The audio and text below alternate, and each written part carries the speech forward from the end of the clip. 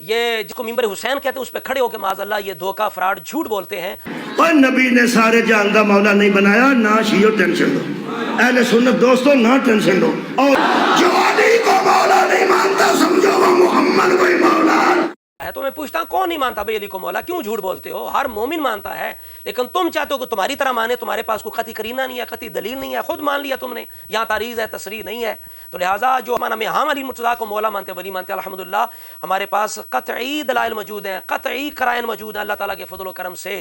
اگلا قرینہ یہ ہے کہ علی مرتضیٰ نے ابو بکر عمر عثمان کے خلاف تلوار نہیں اٹھائی, ان سے علیحدگی اختیار نہیں کی, چونکہ آپ مثل ہارون ہیں. اور ہارون علیہ السلام کی سیرت سورہ طٰہٰ آیت نمبر 90 کے اندر یہ لوگ خطبہ شقیہ یا شقیہ جب پڑھنا ہو تو نہج البلاغہ پڑھتے ہیں, لیکن جب ہم پیش کرتے ہیں نہج البلاغہ تو اس وقت چھوڑ جاتے ہیں. نہج البلاغہ کے اندر علی مرتضیٰ کا مکتوب شریف موجود ہے, انما الشورى للمہاجرین والانصار. خاص ایک بات یاد رکھ لیں, کسی بھی آیت اور حدیث کا ایسا معنی کرنا جس صحابہ گمراہ ثابت ہو معاذ اللہ, معنی باطل ہے. کلمۃ حق اریدہ بہا نہیں کی, علیحدگی نہیں کی, اور اس روایت کو پیش نہیں کیا اپنی خلافت بلا فصل کے لیے پیش نہیں کیا. یاد رکھیں اس حدیث کو پیش کر جن سنیوں کو مخاطب ہو رہا ہے, جن کا دین مذہب صرف بریانی کی پلیٹ ہے. لہٰذا ذاکر کو میں پھر دعوت فکر دیتا ہوں, ان کی قوم کو بھی, کہ اس سے رابطہ کر کے میرا جواب دلائیں کہ ممبر حسین پہ کھڑے ہو کے تم نے یہ چیلنج کیا, اہل سنت کو پکارا ہے, تمہارے 2 بیانات کا رد ہو چکا ہے. لہٰذا اب تم پہ فرض بنتا ہے کہ تو